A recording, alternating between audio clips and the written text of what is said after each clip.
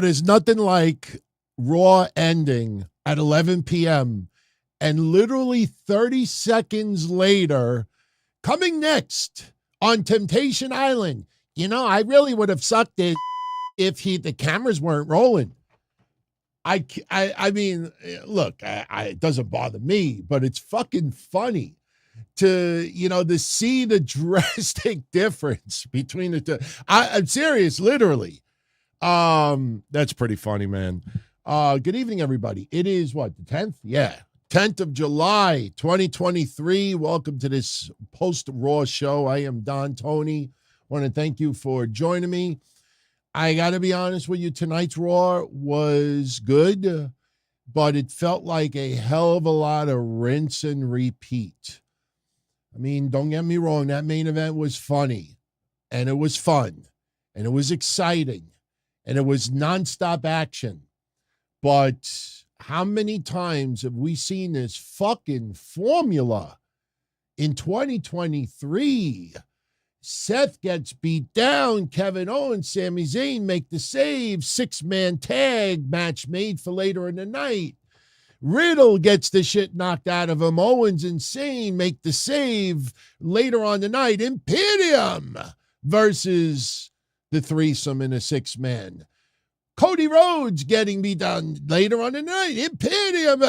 I mean, we have had this 6-man main event. It's got to be at least 10 times in 2023. I mean, and the foes are usually the Judgment Day or Imperium or early on the Bloodline, because I do remember the Bloodline. And didn't they take on 4 guys? I think they took on Owen, Zayn, Riddle, and Cody? Oh, no, it wasn't Cody. It had to have been Rollins or somebody else. They weren't going to put Cody. Maybe they did. I don't know. But tonight was rinse and repeat. That's really the best way I could describe this episode of Raw. We'll definitely recap it quickly. I think after a consecutive load of shows, I think we could kind of pull back on this one tonight. There's really no reason to talk 2 hours about this show. This show, again, a lot of rinse and repeat. We knew Brock Lesnar was not appearing today. We talked about his schedule last week, so you knew that Cody was just going to lay the challenge down. Logan Paul, Ricochet, nice little fun segment. That match will be happening at SummerSlam. Doesn't make me like Logan Paul anything more. And, I got to share something with you. I usually don't like making fun of journalists, but there's an old saying, if you play, you must pay. If you are old enough to want to play the game, then you should be old enough to take a little bit of criticism. I don't know about any of you. How many of you out there are married? How many, well, even if you're not married, think of your parents if you get along with them. How many times if you married your wife or you married your husband, would you consider them your best friend? Right? I mean, that goes without saying. I mean, my wife, I married my best friend. Yeah. I mean, probably 90% of this world who has married someone marries their best friend. My friends, for those on video, here's if we were playing Jeopardy right now, I know Alex Trebek has passed on, but Alex, I will take virgins who write wrestling for 500. Who is this Matarazz that actually writes as a title, 28-year-old WWE star announces engagement to best friend? I honestly thought it was a spoof that maybe somebody got engaged to their dog, because dogs are also man's best friend. Because Logan Paul in a tweet says, I'm marrying my best friend. This fucking goof, what's his name? Vivek Sharma? Can't click on his link, everyone. A lot of these shit skeeters that write, they usually have a link to their bios on Twitter so you could see who's the goof behind the writing. This guy, there is no link. So you can't even find his profile and see, who this guy actually wrote an article that WWE star gets engaged to best friend. You know for a fact this motherfucker hasn't even met Mr. Hand as of yet. That I saw that and I'm like, I mean, is the wrestling news world, do they grant wishes now? Do they hang out with John Cena and grant wishes? Because I don't know, man. It's just ridiculous. Absolutely. I had to share that because I was like, he doesn't understand that most people do marry their best friend. All right, whatever. But then again, on Temptation Island, right now their best friends are getting their from, and yes, I'm hitting the censor button to be an asshole. Fuck the censor button, right? Hey, I want to show you two very cool things. Feel good things people don't normally talk about. The funny thing is, all you need is one wrestling news site to write what I'm about to show you, and you'll see 50,000 wrestling news sites covering it. I want to show you something that I know if you tune into my shows on a regular basis, this is going to put a smile on your face. It's going to put a little bit of warmth in your heart. Here in New York, we have a wrestling collectible store called Wrestling Universe. Very, very popular. Been around for 20 plus years. Jack Sabbath, good guy. Know him well. Been to his place in the past. He has a lot of wrestlers showing up at his store doing autograph signings. He's got Bischoff coming up soon. He's got Matt and Jeff Hardy together coming up soon. He has others coming up soon. He posted this. And when I saw it lingering for 36 hours, not one fucking person online reacted to it. And this warmed my freaking heart. On the screen right now, I'm showing you that on July 23rd, here in New York at the Wrestling Universe store, he is going to have none other than Barry Windham signing photos, taking pictures. You could get both. And I'm saying to myself, did everybody fucking forget what happened to Barry Windham? I can't believe you go online and see. I looked at that and I was like, holy shit. That is fucking cool. That is cool that Barry Windham's going to be here in the Northeast. I'm actually thinking about going. I'm not kidding either. I'm actually thinking about going. But I was just blown away that almost no one out there, talks about it unless someone else reports it. Unbelievable. Listen, first name John. I don't dislike everybody at Sportskeeda. There are some decent writers, but 9 times out of 10, the moronic stories being posted always seem to come from Sportskeeda, hence the term shitskeeda. There is so much shit on that website. There's literally flies flying around their office, their virtual office, whatever it is. But anyway, the bottom line is, Barry Windham, that is cool, man. That is absolutely cool to see that. That made me feel good. Very cool. Something else I wanted to share with you. Nikki Cross. There's been more than one reason why she has not appeared all that much on television. For those that are interested, this weekend, she graduated. Wait. Let's make this a little bit cleaner here. She graduated from the University of Edinburgh, and she is majoring in science. Come on, when she doesn't look like some zooted out whack job, look on the right. We're doing a little poll from yesterday's show. Who is some of the most attractive women in NXT, WWE, and AEW? And Nikki Cross actually got 2 or 3 votes already. So congrats to Nikki Cross. You graduate from college. Obviously, she is preparing herself that if wrestling does not become her, main livelihood, that she has something huge to fall back on. So to Nikki Cross, congratulations. I know we ragged on her superhero.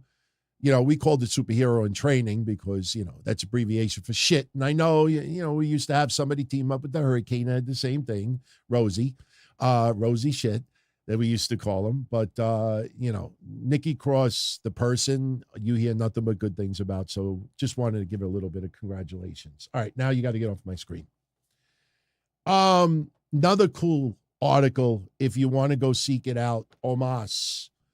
Omas did an interview with the Daily Mail. And I have a whole recap in front of me. Not even going to read it. If you want to go check it out, read it for yourself. But you know what he says in this article? He talks about how, first of all, he loves wrestling and he knows he's a heel, but he's having such a good time that he always checks in with Undertaker. That when WWE told him that he was going to face Brock Lesnar, he thought it was a joke. He was ready to go to Canada and then fly home. And they told him, no, you got to get ready because you're going to have you're going to call out Brock Lesnar. And he praised the shit out of Brock Lesnar. And this is something that I know a lot of you have noticed for years, but it seems like most wrestling fans just want to bitch about how he's used and part-timer and how he's always main event. It blew me away when he came back for the SummerSlam match against Roman Reigns last year. I mean, yeah, we thought WrestleMania was the pinnacle of their feud and they move on. So when he came back, you're like, do I really want to see them two again? That's when the ring got upside down or tilted sideways. And I'm watching people online saying, the fuck? Why is Brock Lesnar got to come back? I'm like, okay, you have your Wheeler Yuta have a 5-star fucking match. Enjoy your Wheeler Yuta. None against Wheeler Yuta, even though he's not one of my favorites. But go enjoy your 4.5-star matches. Go whack off. And it doesn't even have to be AEW. He wrestles on the indies as well. Go to Temptation Island Championship Wrestling and fucking go and then some. Now, Omas said that Brock Lesnar wanted to make sure that he was having fun, that looked out for him, helped him out, was totally professional, and praises how he sells and how he puts so much effort into what he does. Then he praised MVP, going up and down the road with MVP, praised Bobby Lashley. It's a really good article if you want to go check it out. I mean, it's cool that they did not address the haters online that shit on every time he's got a high-profile match, because honestly, I think he did a great job against Braun, did a great job against Brock, did a great job against Rollins. 3 matches, it's only 3 matches, but when you have 3 against those guys and you pass the test, I think he's doing good. I think he'll be back on TV very, very soon, everyone, by the way. I will be honest with you.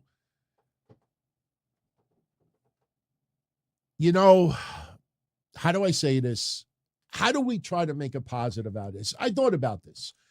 We're going to make 2 positives right now out of 2 things that we're not happy with. A lot of you are still not happy with LA Knight not having the Money in the Bank briefcase. I hope what I tell you now is going to make you feel a lot better. Yeah, he's going to win the United States Championship. That's happening. You got to wait a little bit. It's not going to happen when you want it to happen, but it'll happen very, very soon. But I will say something about LA Knight right now that I think even, the people who like the clickbait or even like to be sorry, I think you'll agree with me when I say this. And also I'm going to tell you about Bronson Reed getting involved with the Miz and Ciampa. Talk about a wet, smelly fart. And no, I'm not calling Bronson Reed a wet, smelly fart. The fact that they're, after all this goddamn time, doing it again, where Reed helps Miz win, okay. Which one do you want me to make you feel better on first? Ciampa or LA Knight? Chat room, you got to be rapido with this. Which one do you want me to make you feel better first? Okay, we got a couple of votes for Ciampa. All right, let's Ciampa. Okay. For those that didn't see Raw tonight, Tommaso Ciampa fought The Miz in a no DQ match. The Miz took a beating. If you remember Raquel and Trish, and everybody's like, wow, Raquel beat the shit out of it. Miz took it 10 times worse tonight. I mean, getting hit with chairs, getting hit thrown over the announcer's table. One move that pissed me off, and I'll show you why in a minute. Only one of 2 video clips that I captured tonight. Miz took a goddamn beating. Crowd loved it. Crowd wanted a table spot. They got a table spot. And it's Ciampa hitting Death Valley Driver off the middle rope through the table in the ring. Ciampa's about to get the victory. Ciampa goes to pin the Miz, and he gets pulled out of the ring by Bronson Reed. Bronson Reed lays out Ciampa outside the ring, throws him back in the ring, hits a tsunami, Miz pins him, Miz wins. Honestly, I think, you know how Cody tonight said that everybody has a Brock Lesnar? Tonight, I think everybody had a Miz girl. Even I fucking praised the Miz for years and years when it was not a popular thing, just like Michael Cole. And nothing against the Miz winning today. I had something against Bronson Reed. They did this shit with Dexter Lumis, and it felt like, what a lazy way to give Miz a win. Let's just do the same shit that we did before that did not get over. It did not work. Here's where I'm going to make you feel a little better. I DM'd someone tonight that I trust that works within WWE, and I said to him, I said, why are they doing this again? And the person gave me a 3-letter answer. DIY. The idea is Bronson Reed reuniting with The Miz will force Tommaso Ciampa to get a partner for himself, and that is going to lead to DIY returning. That's why they have Bronson Reed do this tonight. So as much as we don't like that they just revisited the same shit that didn't work before. And remember, last week they revisited the same shit with Nikki Cross and Candice LeRae. I mean, you remember when Candice would be in the back and Nikki would be saying, I mean, I know what some people are saying. Well, a couple of months ago, Vince was writing and then Vince hit away and now Vince is back. So Vince is like, let me pick up where I left off. You know, that could be to a certain extent. But, yeah. This is going to lead to Ciampa reuniting with Gargano in DIY. So I like Benjamin's comment. Benjamin's saying, I'm surprised you didn't guess that on your own, DT. I could have guessed. I thought you would prefer me to ask someone who I mingle with every so often, talking about wrestling, talking about shit going on, to give you a little bit of a reason to make you feel better. Because if I would have said to you just now, Benjamin, if I would have said to you right now, Benny, that didn't Michael Jackson have an awful song in the early 70s called Ben? I wanted to kick any dog that was named Ben when I was a kid. Ben did it. Anyway, if I would have said to you just now that, you know what, I think maybe they brought back Bronson Reed so they could reform DIY. And a lot of you would be like, oh, DT, that's a great idea, but you know fucking WWE. WWE's not going to reunite them. Because I'm just giving you a straight-up opinion. That doesn't mean it's going to be right. I thought you would appreciate that somebody a little bit closer to the situation said, oh, yeah, no, Ciampa's going to reunite with Gargano, and there's a little bit of a tie there, and Dexter Lumis, you know, they could do something as well, and there is a tie there with Bronson Reed, and that's where they're going with this. You're welcome. Now LA Knight. Now, obviously, this doesn't have to do with Raw tonight, but something I want to share with you. Tomorrow, and this is not a reason for the plug, but there's a reason why I'm bringing it up. Tomorrow, Kevin and I are doing an edition of the Don Tony Kevin Castle show. It's going to stream live on Patreon, and it'll be online for everybody afterwards between 12 midnight and 1 a.m. tomorrow. One of the things that we're going to talk about is we're going to look back at the last year for some of the wrestlers, not all, but some of the wrestlers in WWE, NXT, and AEW. And we're going to discuss who we think stock has gone up, who's gone down, whose stock is skyrocketed, and whose stock has plummeted. You know, like the Lacey Evans of the world, let's be honest.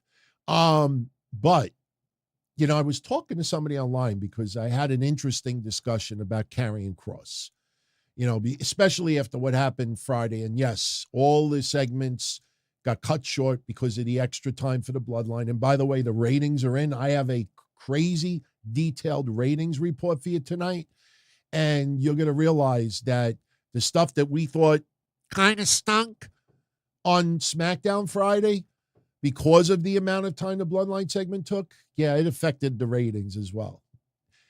When I say 600,000 to 700,000 viewers less in a matter of 40 minutes, we'll get into that a little bit later. But I was talking to somebody a little bit about Kross. We were talking a little bit about a few other things. And LA Knight came up. And I said, who's Freddie Prinze Jr.? The guy was going to have his own promotion. And, Freddie Prinze Jr. is like the Andrew Yang of wrestling. I like Freddie Prinze Jr., but to me, I think he talks as much bullshit as Andrew Yang.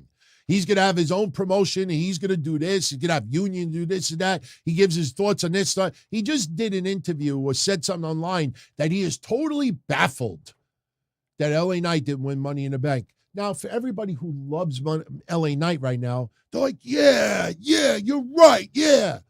And it makes Freddie Prinze get that warm feeling inside. I asked someone, so, what, is there anything more underlining? Does Vince really have it out for LA Knight? Do they just feel that, that his ceiling is only a certain? And I got an answer that is so common sense that I took a step back and I was like, wow, I can't believe we didn't all think of this. You know what this person said to me about LA Knight right now? Think of Raw. And tonight's Raw kind of put the exclamation point on it. If you watched Raw tonight, and if you checked out my shows last week, if you remember the title of last Monday's show, Big Problema for Senor Money in the Bank. The briefcase is going to be heavily involved in storylines on Raw. Tonight, Finn Balor comes out, is upset at Damian Priest. Damian Priest still got the briefcase. Damian Priest is going to tease tomorrow in NXT that he could also cash in against Carmelo Hayes. Look out for that. That will happen. But besides that, the briefcase is heavily involved on Raw. Not only the threat that Damian Priest could cash in on Seth Rollins at any time, especially since they are feuding with Seth Rollins, Dominic and Finn and Damian Priest. But here's another dynamic. LA Knight. LA Knight is a SmackDown wrestler. LA Knight, if he would have been drafted to Raw, which I wish he would have, because I think it would have worked better, especially Monday Night Raw. I know Friday Night SmackDown, but I could see, the shirt.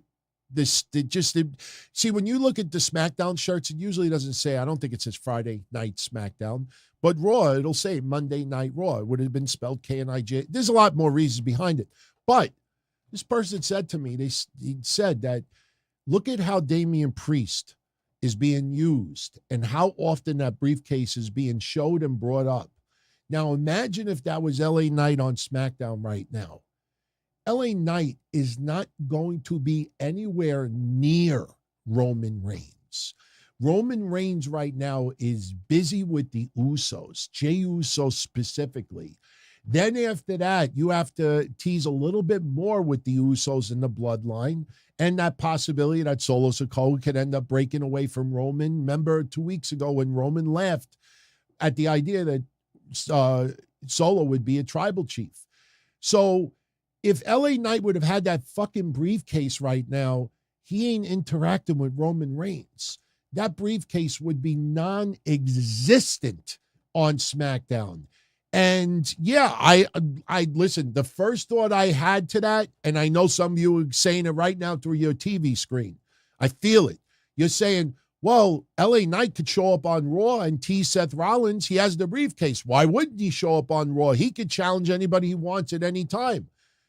Yeah, but they want LA Knight to remain on SmackDown. They don't want him to cross over and get involved with the Judgment Day business and the fact that they're trying to cause a rift between Finn Balor and Damian Priest. And Damian Priest, when he lifted the briefcase to Finn Balor tonight and said, either way, we got this or it's taken care of, LA Knight would have had that briefcase and he would have had to put it in his locker room. And I took a step back and I thought about it. I'm like, wow, that is so fucking genius because, yeah, he, as much as we would love for LA Knight to cut a promo on Roman Reigns, it ain't happening right now. It's not his time. It is not his fucking time.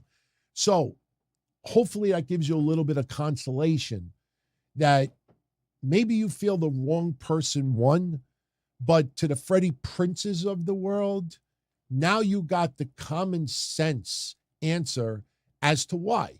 You put the briefcase on LA Knight, and then what, genius? And then what? What do you do with it then? You ain't going to have him fuck with Seth Rollins. What are you going to do? So nobody thinks about it. I didn't think about it that deep, but so there you go. Okie dokie. Mark this down on your calendar. You ain't going to like this. I thought I had the graphic. If I do, I'll load it so I can piss you all off. Maybe I don't. Okay, I don't. So I can't piss you off with it. I'm going to just have to tell you instead. Mark it down on your calendar. July 21st. Next Friday. Yeah, a week from this Friday. SmackDown will not be on Fox. Instead, it'll be on FS1 because Fox has decided to air the FIFA Women's World Cup instead. And the thing that baffles me is that it's the USA versus Vietnam, and the game, I don't believe, starts till 9 p.m. So why not just have like an hour and a half tape delay? Especially when SmackDown is rolling almost 3 million viewers at some points this past Friday, 2.6, 2.7. I mean, hey, maybe women's soccer does get that. But next Friday, make a note of it that SmackDown will not be on Fox. It'll be on FS1. Also, NXT tomorrow is stacked. And I don't mean stacks. It is stacked. It's kind of amazing because a month and a half ago, maybe a month ago, we were talking about, wow, NXT just feels like stuck in the mud. And just like this, they decided to go overload.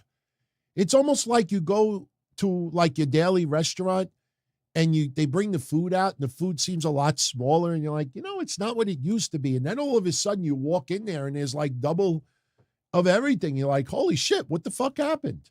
Go check out this preview for tomorrow. Not every match obviously goes off the hook, but this is a big deal. You got Stacks taking on Joe Coffey for the fate of the family, and I think Tony D'Angelo does make his return tomorrow, and in some kind of Shangada way that this was all a ruse, and you will have Gallus being challenged for the tag titles by Stacks and Tony D'Angelo. We're also going to have tomorrow, which I'm a little concerned about because Cora Jade should not be going on a losing streak. She'll be taking on Kalani Jordan, and keep your prayers, everyone, that Dana Brooke turns heel soon. But that match will be going on tomorrow. Tomorrow also we have Chase University. Andre Chase is back. He will be teaming up with Duke Hudson to take on Drew Gulak and William Regal's son, Charlie Dempsey. Tomorrow also we have the NXT debuts of Bronco Nima and Lucien Oguayo. I'm telling you guys, these guys, pay attention. That's all I'm going to say. Pay attention. They got something. I don't know what it is. They got something. And they're pretty freaking impressive. So I've watched enough video of them. Let's see who they face tomorrow. They're going to make their debut. Tiffany Stratton will be taking on Ivy Nile in a non-title match. And then you got the big boys. Bron Breakker will be taking on Ilja Dragunov now in a number one contenders match. So Finn Balor versus Carmelo Hayes at Great American Bash may not be happening after all, but we could end up seeing something with the Judgment Day versus Carmelo Hayes and Trick Williams. Not necessarily Great American Bash. We're still a little ways away. That could happen in a week, 2 weeks. We don't know. But tomorrow, Bron and Ilja, and I'm rooting for Ilja, man. I want Ilja as your next NXT champion. But as we talked about the last 2 weeks, and it was made official over the weekend, the Judgment Day will be showing up in NXT. Let's see if Lyra Valkyria has a little bit more interaction with Rhea Ripley, and let's see where they go with Carmelo Hayes, Trick Williams, Finn Balor, Damian Priest, and Dirty Dom. So that is tomorrow. That is stacked, man. Honestly, that should get nice mid-sixes in the rating. Speaking of Dirty Dom, if you are interested, he has a new shirt on sale, and they are keeping the Dirty moniker with him. So Dirty Dom. And as we saw on Raw tonight, the Judgment Day have a new shirt. So Finn and Damian Priest are not going to be splitting up as quickly as some expect. This shirt will sell. It's actually a pretty cool shirt when you look at it. So that, and I like the colors. Purple is my favorite color. So I kind of like this one. It's pretty good. So, all right. Yeah, let's talk about Raw. Then we'll do a little bit of ratings. Got a This Week in History preview for you. And this week is a big deal.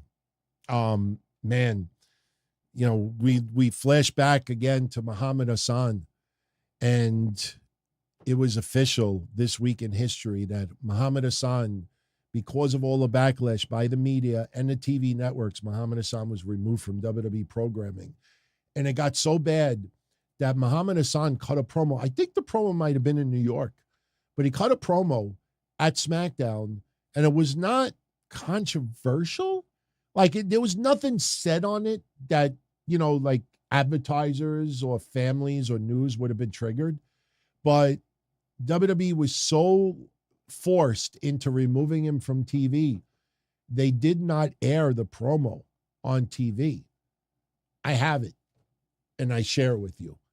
And it's pretty sad when you listen back at it, and he's got this nuclear heat. And yeah, unfortunately, for the most distasteful reasons, with WWE Creative simulating a beheading of The Undertaker, right, shortly after 9/11. You don't want to do that. And you got to think of the journalist that got beheaded. I can't remember his name right now, but I know some of you know who I'm talking about. You check out Muhammad Hassan's promo. We'll get into all of that in a little bit. But, yeah, that's also Vince McMahon and faded TBS, which always warms my heart back then. That was Bizarro Land. But let's talk about Raw. Let's bring up Raw. Let me find my pictures. Let me find my preview. Here we go. There we go. Actually, you know what? Before we get into Raw, I see we got a couple of super shout-outs that came in, so I definitely would like to acknowledge them. Theme Parks with Johnny. Thank you very much for the 10 spot. Two things. EO looks great with a briefcase, and LA Knight's theme has the chill feeling when you hear it. He gets chills, even as if he was sitting in a seat, and he jumps up cheering every time. The only thing that I find interesting about LA Knight, not the only thing I find interesting, one of the things I find interesting, if you ever look at his Titantron, doesn't he have like a mask? It almost looks like I know it's a Knight's mask before somebody says, DT, that's a Knight's mask. But, like LA Knight is not like a gladiator from the 700 BC. So I think you remove the logo. Why? Because it says Knight? Just leave it with the microphone. Just have him calling somebody out with them on the mic. Take away that graphic, in my honest opinion. So, but yeah, no, I agree with you. LA Knight is fucking crazy over. LA Knight, listen, you know what's going to be wild?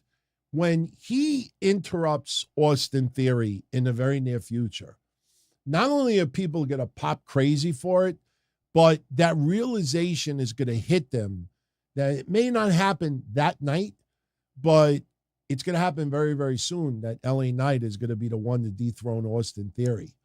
And I just hope WWE decides to do an open challenge. I want to see on SmackDown advertise Austin Theory issues an open challenge for the United States Championship. Have LA Knight's music hit. Even if you want to have the Brawling Brutes, to come out and fucking stop Pretty Deadly from trying to get involved. But I want to see open challenge. I want to hear LA Knight's music come out. And I want to hear everybody just lose their mind. And if they did the title change on top of it, can't do any better than that. Thank you for the 10 spot, my friend. I also would like to thank, who that? Tony Baloney McCall. Tony Baloney McCall. It's like an Italian Irishman. I don't know if anyone else picked up on this. And the opening tag match, Ludwig Kaiser was the legal man, not Giovanni Vinci. I did not notice that. But yeah, we kind of all saw that coming. Giovanni Vinci, with all due respect, I wouldn't even call him the Shawn Michaels. The Marty Jannetty of the team. I think Giovanni Vinci is more of like the Manu of the team. Do you remember, what was it, Legacy? Remember Manu? The fuck ever happened to Manu? I think he's still wrestling for a Samoan promotion somewhere. And I mean that seriously. I think it might have been Alpha's group or something, if they're still in existence, which I think they are. Like Vinci, it's good. But when you look at Imperium and you look at Gunther and the flags and Kaiser, it just feels German. Even if they're not intending, and I know people are going to say, he's Austrian, DT. For the casual wrestling fan, they look at that, they think German. Why do you think when people said Gunther Stark, people were like, oh, they're doing Nazi stuff? They weren't intending that. But still, you got to be very careful. So especially with that Gunther Stark reference, they think since day one, WWE's been trying to go the German route with. So you got two Germans and an Italian. It sounds like a bad joke. You got Kaiser, who people believe, like on TV, they think he's German. Gunther, even though he's Austrian, they think German. And then you got Vinci, who is an Italian. It sounds like a bad joke. Two Germans and I got no respect, I tell you. Hey, the other day I saw two Germans and an Italian walk into a bar. You know what I'm saying? It sounds like a bad joke. I got no respect. I met this girl the other day. She told me to come over tonight. Nobody will be home. I went over there. Nobody was home. Now I sound like a Jew, not Rodney. And I say that with love. So when I think too hard about my impersonations, they kind of go off the rails. All right. Now we can recap Raw.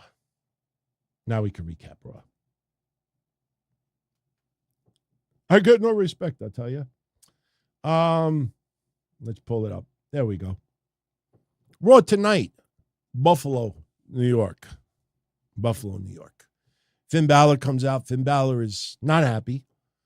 He feels that things are not settled between him and Seth Rollins, and it's all because of Damian Priest. Immediately, the Judgment Day's music hits. Finn Balor thinks that Damian Priest is going to be coming out. Oh, by the way, can I say something else? Very quickly. If Vinci is going to be out of Imperium, I got a bad feeling about something. You and I have been saying for a while that we think Ilja Dragunov and Ludwig Kaiser would be an insanely good tag team. And I think they would especially Ilja comes off, I have this weird feeling that WWE may be considering putting JD McDonough in Imperium. Everybody thinks JD McDonough is destined for Judgment Day. I am wondering, because Ludwig Kaiser on his own is not going to work all that well. I don't see Ludwig Kaiser breaking away and becoming a single star. I don't see that. So if Vinci ends up being tossed out of Imperium and they had somebody in his place, I got that weird feeling that it might be JD McDonough. Something to think about. See, Benjamin, that's not news. That's a guess. Finn Balor is not happy. He feels that things are unfinished with Seth because of Damian Priest. Without any further comments, Judgment Day's music hits. He thinks Damian Priest is coming out there, but instead we have Rhea Ripley and Dominic. And Rhea Ripley's like, "What's up with you, man? What are you doing, man? We could settle our problems in the back." Finn says, my problems are not with you and Dom. My problems are with Damian Priest. So what does Rhea Ripley do? She gets in the ring, and because all men must back down to Rhea Ripley is talking to Finn Balor. "Come on, you're going to go in the back. We got to settle this in the back. Get out of the ring. Go in the back. We'll settle this the right way." And Finn Balor listens. Finn Balor walks out of the ring to a lot of boos. Rhea Ripley gets on the mic, and Rhea Ripley says, "What you all just saw is how the Judgment Day does business, and the Judgment Day still rules Monday Night Raw. And tonight, my Dom is going to finish off Seth freaking Rollins." Dominic Mysterio gets the microphone, and unfortunately, the crowd will not let him talk. And then Seth Rollins' music hits. And Dom is pissed off, and he's screaming, "No, no, no, no, cut his music. I will not be disrespected tonight." And Seth Rollins comes out. And because we're in Buffalo, yeah, let's come out with buffalo wings. Let's come out with buffalo wings. He's first serious. He's like, "Dominic, shut your mouth. Shut your mouth." And then all of a sudden, I came here to party. I came here to eat buffalo wings. And I came here to see the Judgment Day implode right before our very eyes. Dominic says the only thing that's going to implode is your title. And Seth laughs even more and says the only person that's going to be beating your ass tonight is me. So we go to commercial, we come back, and we're in the back. Rhea Ripley is with Damian Priest. "Hey, Damian, you and Finn, you grow up, act like men." Damian Priest is like, "Hey, chica, this man already spoke to Finn Balor. But just for you, Rhea, I will talk to him again." So now we get another match. Drew McIntyre and Matt Riddle, they take on Giovanni Vinci and Ludwig Kaiser. Fun match. Riddle and Drew McIntyre have been a team before. We know where they're leading to Drew McIntyre versus Gunther for the Intercontinental Championship. We don't want Drew McIntyre to win just yet. Wait a couple of months. Let Gunther have the all-time record. And I know it's trivial, but since we love Gunther so much, we want, for contemporary wrestling fans, to say that guy holds the longest reign ever for the Intercontinental Championship. So Matt Riddle, Drew McIntyre, they're having a match with Ludwig Kaiser, Giovanni Vinci with Gunther at ringside. Towards the latter part of the match, Drew McIntyre has got a stare down with Gunther. The referee gets distracted, so Gunther pulls Drew out of the ring because Drew was going to hit a Claymore. So when Gunther pulled Drew McIntyre out of the ring, here comes Riddle running from the other side of the corner over the barricade and hits Gunther with a high knee. That's it for Gunther for a brief moment. Drew McIntyre is still in the ring with Giovanni Vinci and hits him with a Claymore. Ludwig Kaiser tries to get involved in the match, and you said he was the legal man earlier. I give you props. If that is true, I will definitely look back on it. But what ended up happening was Ludwig Kaiser tried to get involved in the match. Matt Riddle puts the ankle lock on Ludwig Kaiser. And instead of the referee calling the tap out, The referee counted to 3.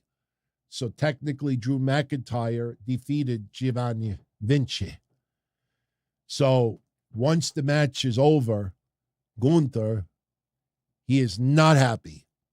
He reads the freaking riot act, Giovanni Vinci. Not only does he read the riot act, but Ludwig Kaiser decides, yeah, I'm walking out on your ass as well. I wonder if that very moment Giovanni Vinci is thinking, hey, you think they would put me over against Lee Moriarty on Rampage? Because where do you go from here? Are we going to get a babyface Vinci? I have nothing against Giovanni Vinci, but I think that's, to quote Undertaker's old song, and I don't have footsteps for sound effects, but as far as contract goes, dead man walking. So they walk off. Next week, we have Gunther taking on Matt Riddle one-on-one. We'll get into that a little bit later because there's a little bit of an additional stipulation there that I think I have an idea of what's going to go down.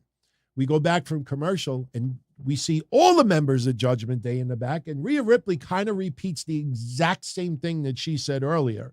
She tells them to stop talking over each other and act like men.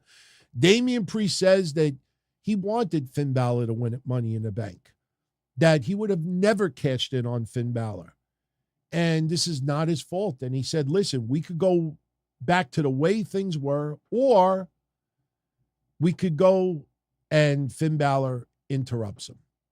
Because Damian Priest's like, look, we could go back to the way things were. Judgment Day ruling everyone, finishing everyone, handling everything, running this place. Or, before he could say what that or was, Finn Balor interrupts him. And Finn Balor says, point blank, or we can have a fresh start, but only on one condition. I still have issues with Seth Rollins, and I want the first crack. Damian Priest says, hey, I'm cool with it, but don't worry about it.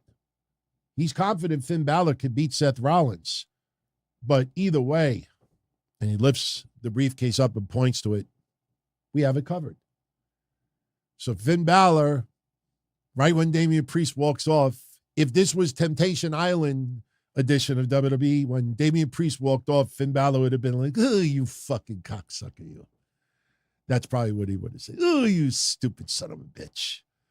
You fucking Latino heat. All right, let's continue. We got a recap of what went down Friday with the Tribal Chief, and I will get into that rating in a little bit. Incredible, the shift in the rating. We'll get into that shortly. We get another In This Year video package. Listen, these packages are definitely good, but I also think about the Viking Raiders around fire, sacrificing animals. Not really, but what were they doing? They were eating Swanson dinners out there, but In This Year, I'm impressed. Who are they going to go after? I have a feeling Alpha Academy might be one of their first. I have this feeling that Alpha Academy might be one of their earliest victims. So we get that little video package, and now we get, what we believe is going to be Seth Rollins versus Dominic. For the match, Kevin Owens and Sami Zayn are in the back. Rhea Ripley and Dominic Mysterio show up, and Rhea says, we can take your titles too anytime we want. And Dominic's like, yeah, maybe we will. And Rhea makes a remark that led to me thinking stupid comedy, especially, again, when you think of Temptation Island, and right when Raw goes off the air, you got a woman literally saying that she would have sucked this person's penis if the cameras weren't around and they censored the D word. Rhea Ripley says that Dominic Mysterio is going to tear Seth Rollins and beat him over and over and over again. And ever since Dom was working on cardio in prison, he never gets tired. And they walk off. Nothing big with that, right? No big deal. Basically, Rhea Ripley said that Dom, he's going to beat Seth Rollins tonight, and he's not going to get tired. Ever since prison, he's been doing cardio, and he never gets tired. For some reason, Kevin Owens and Sami Zayn don't understand, like, what Rhea meant by that. Kevin Owens looks confused during this whole segment, and when they walk off, Sami says, I don't understand what Rhea meant. And this almost feels like Vince McMahon fed, like, Sami, what are you, stupid? With all due respect, Rhea Ripley said that Dominic don't get tired. He's been doing cardio ever since he's been in prison. What did you not understand? But the reason why they did that is when Sami Zayn said he didn't understand what Rhea meant, Kevin Owens says, oh, well, maybe Dominic was running around the prison yard. And Sami Zayn's got a weird look on his face. And Kevin Owens like, what did you think it was? Come on, you could tell me. What did you think it was? Sami Zayn whispers something in Kevin Owens' ear, and you know what he was supposed to say, you know, that him, you know, Rhea Ripley, something that Buddy Matthews would not be happy about. Yeah. It's like goofy teenage stuff. All right. So now we're supposed to get Dominic Mysterio versus Seth Rollins non-title match. And we're wondering, why is this happening in like early hour 2? Like, why is this not closing out Raw tonight? Well, the match does not happen. Almost immediately, the Judgment Day come out. They start beating down Seth Rollins. And then Kevin Owens' music hits. He and Sami Zayn come out there. They make the save. The Judgment Day retreats. And can you guess what we're going to get later on in the night? What we expected, what we complained about early on, the fucking 6-man tag. There's no match. We get a 6-man tag later on in the night. So now we get Logan Paul and Ricochet. Got to be honest with you, I actually thought Ricochet did a great job. I don't know why people were ripping on Ricochet online. Ricochet says that he's a man of the people, and he's pretty certain that none of the people wanted Logan Paul anywhere near the Money in the Bank briefcase. He wants to keep it short. He is calling out Ricochet. And he says, yeah, I want to give credit where credit is due. He's done a lot in a very short time in the WWE. And it seems like those two guys keep crossing paths. And, you know, Logan Paul was upset at Money in the Bank because he didn't get his way. And Ricochet is pissed off because Logan Paul had the audacity to call him unprofessional on his Impulsive podcast. Ricochet talks about being in the business for 20 years. And he said what got him even angry is that Logan Paul even admitted on his Impulsive podcast that he didn't know what the hell he was doing out there. Which, as we discussed over the weekend, my friends, I am not very thrilled with Logan Paul right now at all for various reasons. Not because he's a chicken shit heel. There's a lot more than that. I hope you tuned into those shows. So Logan Paul, he comes out there and he's pretty much laughing at Ricochet. He just won't take him seriously. And Logan Paul says, listen, I want to keep this short because I want to get out of this crap hole Buffalo as quickly as possible. He repeats what he said on his podcast. He calls Ricochet unprofessional again. And Ricochet is really pissed the fuck off. And he says, you know, I wanted to do the right thing and I wanted to challenge you to a match, but after I see your face, I want to hurt you. Don't you dare run your mouth about me again. And Logan Paul says, or what? What are you going to do? He says that the reason why Ricochet wants to face him is so he could go viral. So Ricochet could go viral. Logan Paul says he doesn't need to go viral. He's a WWE superstar. He just thinks that it's not going to work out. So Ricochet does the move that the last time I believe we saw it was against Velveteen Dream. Velveteen Dream was having a promo exchange in NXT, and Ricochet literally dove, somersault, whatever you want to call it, out over the top rope, landed on his feet, if this was in the Olympics, almost like figure skating jumps, if that was an Olympic sport, the one he did in NXT, he would have gotten a 9.8 out of 10. Tonight, he probably would have gotten like a 9.1. A little bit of a stutter step because remember in NXT, they had that metal grating on the floor. So Ricochet didn't bounce a little bit off the mat. Ricochet landed on metal. If you go back and you watch that spot with him and Velveteen Dream, it's definitely worth a look if you've never seen it. But he dives outside the ring and he gets in the face of Logan Paul. And Logan Paul's like, wow, that's cool. He thought that was cool. But that was like a TikTok moment. I'm not here to make TikTok moments. And he refuses again to face Ricochet, but he tries to cheap shot Ricochet. And Ricochet basically plants Logan Paul. Almost looked like he landed on his head first against the outside of the ring and then walks off. And Logan Paul sitting up, stare down with Ricochet. That match is happening at SummerSlam. I thought the segment was very good. And I enjoyed that Logan Paul did not go, how do I say this without pissing off people? We can't use the B word. People get angry at that. But if you notice Logan Paul, the last two promos that he cut for leading into Money in the Bank, especially the one in Cleveland, he shit on Cleveland, couldn't wait to get out of there, got his success out of there. Everybody's booing him. And at the end, he says, when I win Money in the Bank, I'm going to go back to Cleveland and party. I mean, go back and watch it. And even, last time he cut a promo, like he's talking heel and then he's babyface a little bit. He's all over the place. Tonight, somebody, I hope, got through to him and said, look, no praising. You want to give Ricochet a little bit of respect, fine. But no praising about Buffalo, no, just shit, and that's it. Heel. Heel, Logan, heel. He did a good job tonight. I thought tonight was very good. Definitely bought me into it. Becky Lynch versus Zoe Stark. Yeah. If you paid attention online, Becky Lynch was actually not cleared to perform until earlier tonight. That is a legit story.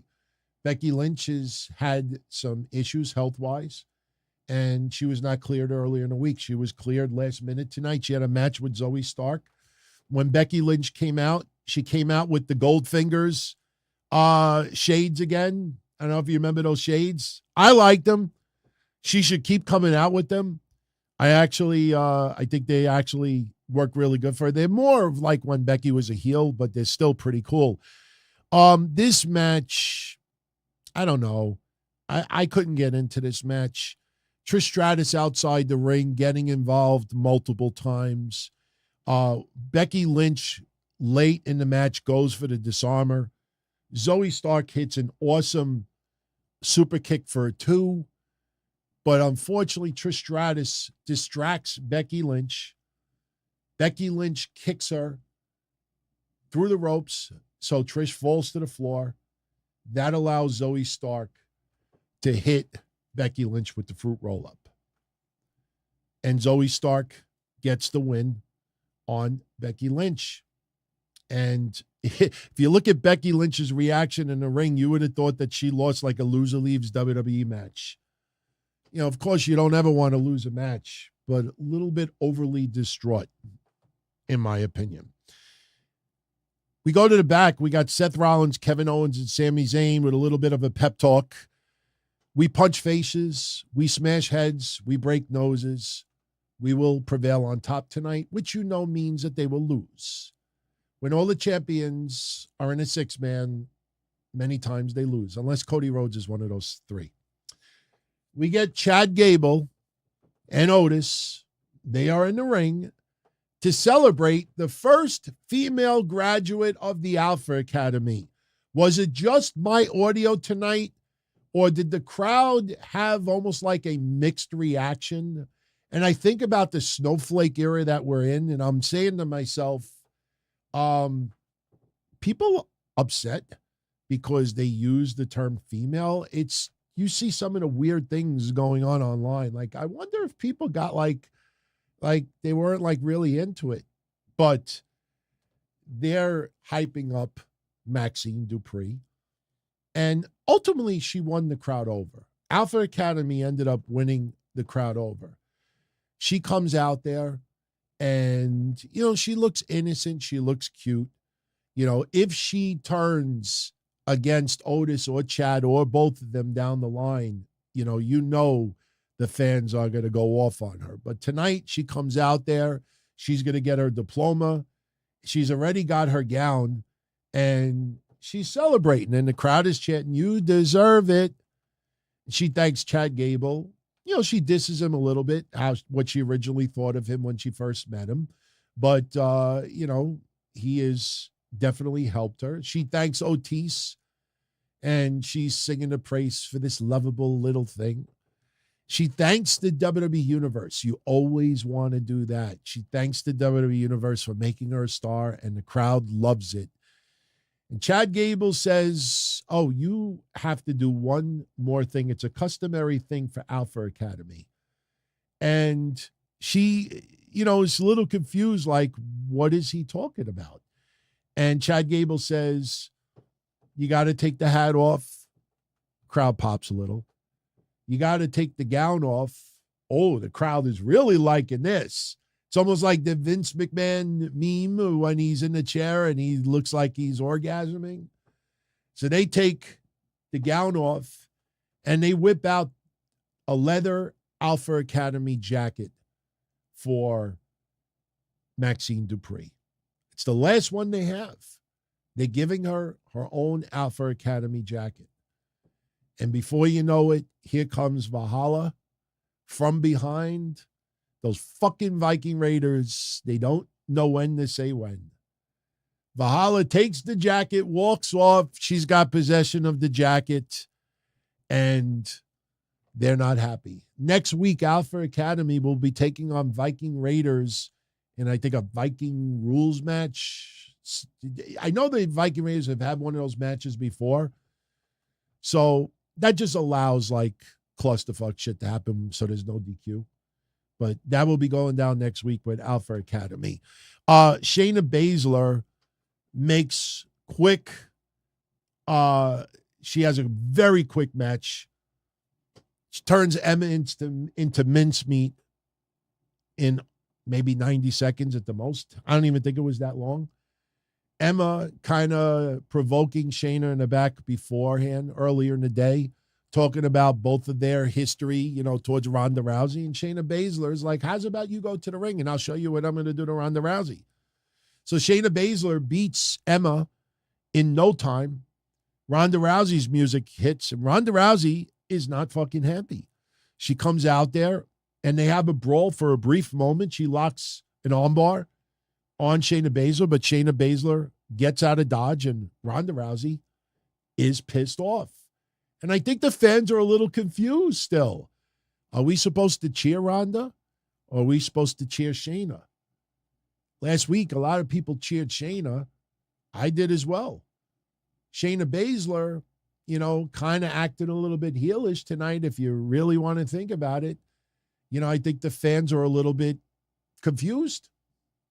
Who are you supposed to cheer for in this? I mean, I think you cheer for Shayna Baszler, because she tried to add a little reality of what happened, and the crowd reacted to it in a very positive way. But we'll see where this goes. Obviously, SummerSlam is the destination. Will it be a loser leaves WWE match? Will it be a fight pit? Will it be a submission match, an I Quit match? We will see. But Ronda Rousey, not happy. Cody Rhodes tonight, going dusty. Probably more dusty tonight than recent memory. And for younger fans out there, you wouldn't have even realized it. And I'm not knocking you for not knowing, but Cody took a page out of Dusty's book tonight that it is a perfect example of why Dusty got so belovedly over when he was wrestling. Cody comes out there and he says to everybody watching on TV, for the millions at home, excuse me for a minute so I could turn my back so I could see everybody here in Buffalo tonight. Yeah, that's a little dusty, but that's not the moment I'm talking about. turns around, gets these loud Cody chants.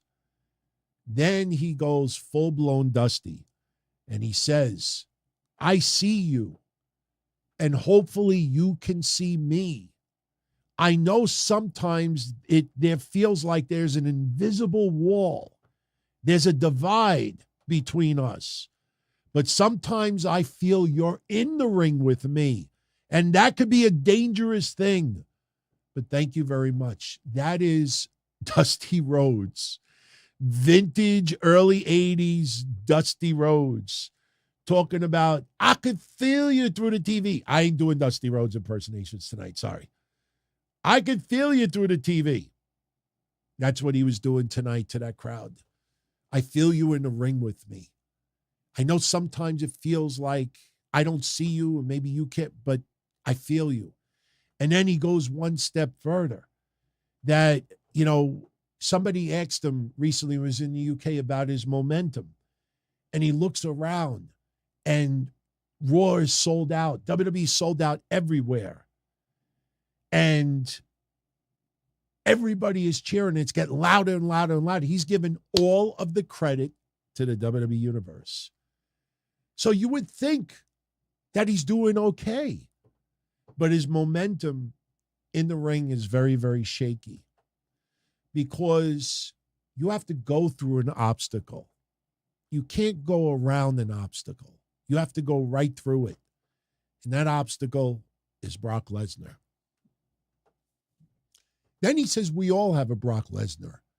And he talks about all, not everything, but like half a dozen examples of things going around that are big obstacles for people. One of the things he brings up that I know triggers a lot of people, student debt.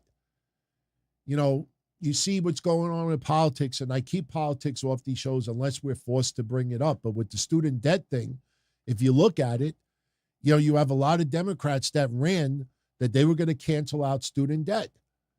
And unfortunately, the Supreme Court ruled against it because you can't cherry pick who gets things forgiven.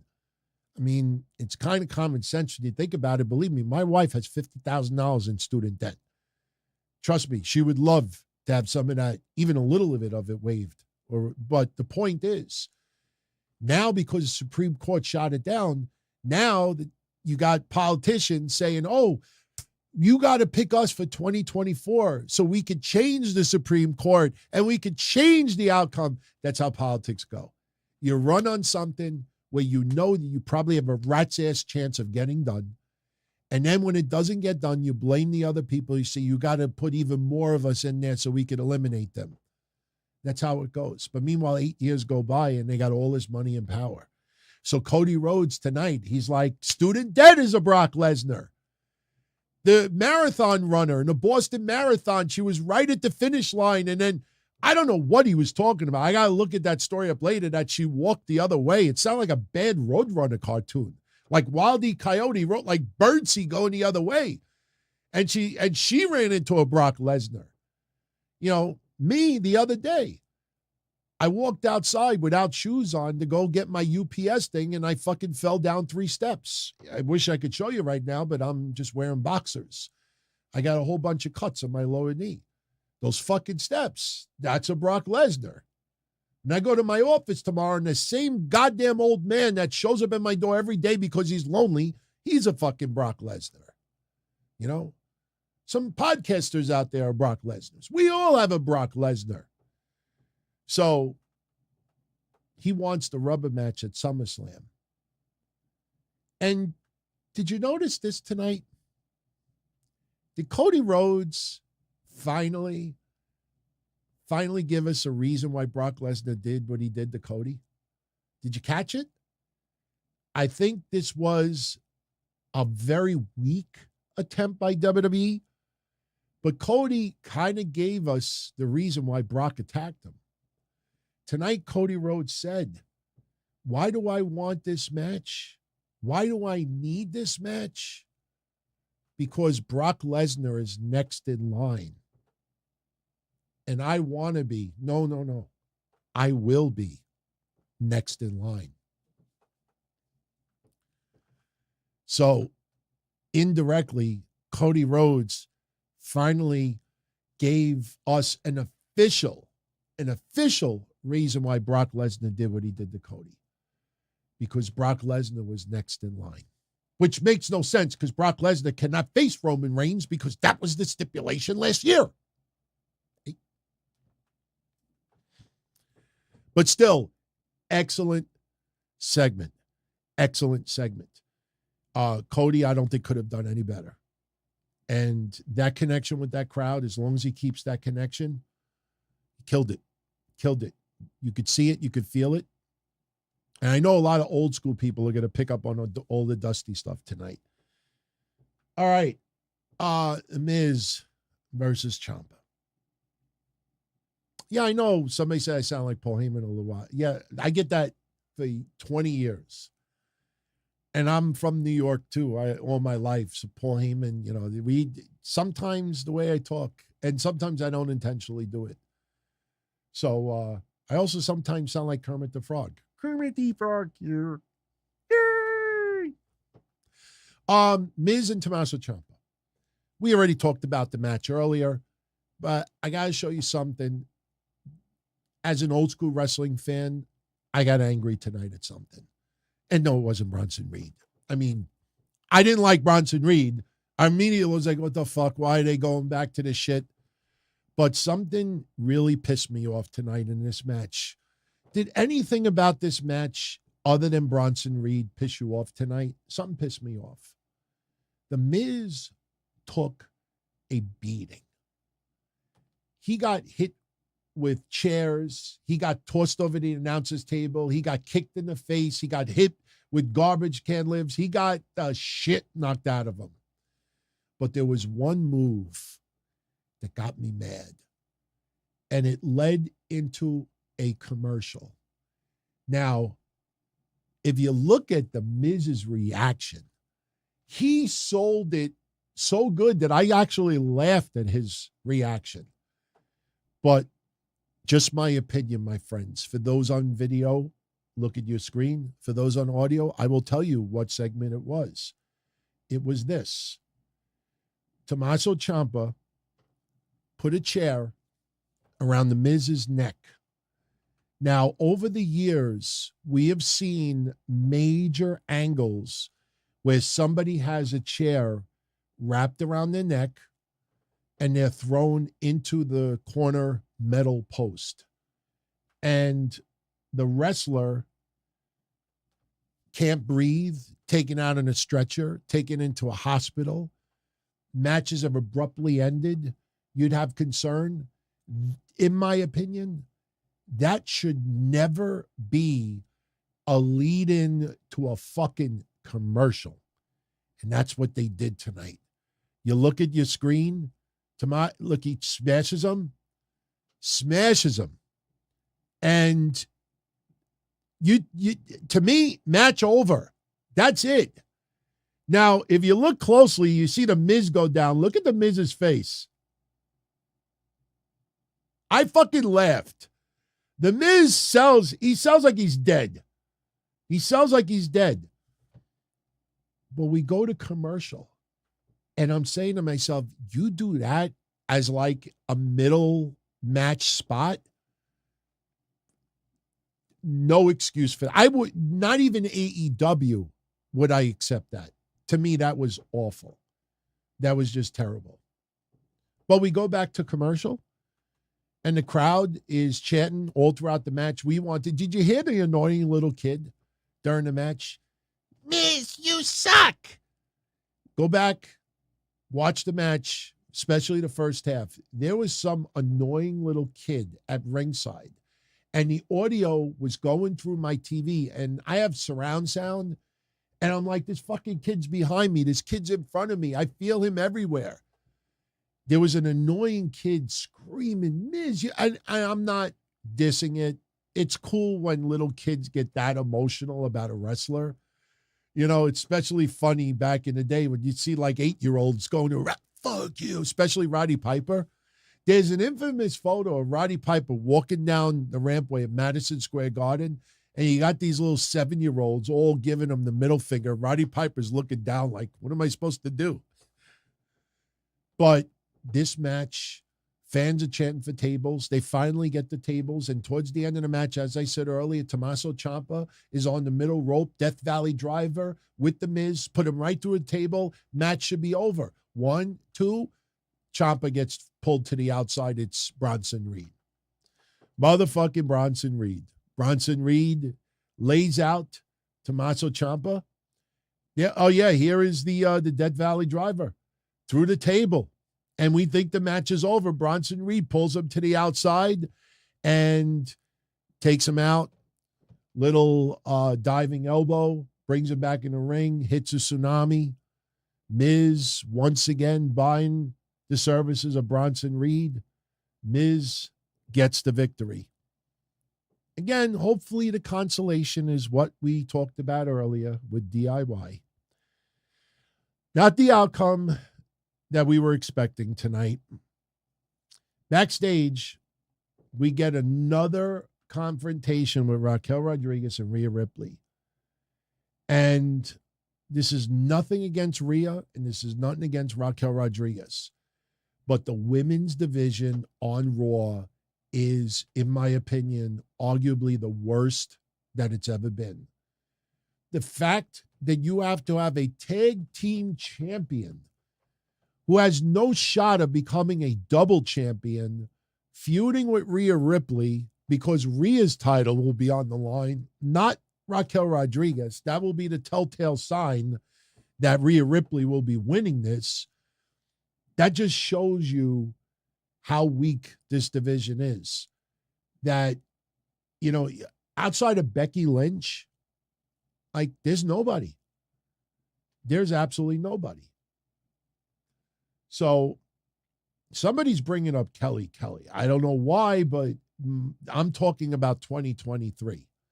So anyway, we get Liv Morgan and Raquel in the back. They're talking to Chelsea Green and Sonya Deville because they're having the tag team title match next week. Tonight we have Chelsea Green. We have Chelsea Green. I like when Samantha Irvin does that. I one day I'll get it right. I probably have to use a little helium to get my voice that high. Or maybe if I catch my nuts in a zipper or if I step on a nail, I'll probably be able to get that pitch. But they're in the back. Chelsea's going to take on Katana Chance tonight. But Rhea Ripley shows up. Rhea Ripley gets in Raquel's face once again. Liv Morgan, not really impressed. Sonya Deville was just like, I want to go to Fridays. You know, let's finish this so we could go out. So anyway, they have their little backstage confrontation. Next thing you know, we get the match with Chelsea Green versus Katana Chance. Liv Morgan and Raquel Rodriguez sitting ringside to get an up-close look at it. 2 minutes later, this really was not much of a match at all. Chelsea Green gets the win on Katana Chance. Little fruit roll-up with Sonya Deville helping Chelsea Green. That sets up the tag match next week. Chelsea Green and Sonya Deville challenging Liv Morgan and Raquel Rodriguez for those tag titles. Listen, I got to be honest with you. I don't want to see Chelsea Green and Sonya Deville lose again. They have lost to me a few too many title shots in a very short amount of time. And yeah, that would look kind of strange to put the belts on Liv Morgan and Raquel Rodriguez almost immediately, because then you say to yourself, like, wait a minute, did they do transitional champions? Like, people thought that, okay, Raquel Rodriguez and Ronda Rousey, now we know situation with Ronda. Okay, now we got to get the titles off of them. All right, let's put it on Liv Morgan and Raquel Rodriguez. But maybe they want to put it back on a heel tag team. Could it possibly happen that Rhea Ripley gets involved next week and causes the victory for Chelsea Green and Sonya Deville, and that sets up a match just for Rhea Ripley's title? I don't know. I am a big fan of Liv Morgan. I like Raquel Rodriguez. But I think next week I'm cheering for Sonya Deville and Chelsea Green to get it. I actually think they should get it. They've gelled well. And remember, it was supposed to be Chelsea Green and Carmella. Carmella got pregnant. Good for her, man. Especially what she went through. Corey Graves, you know, can't be nothing but happy for them.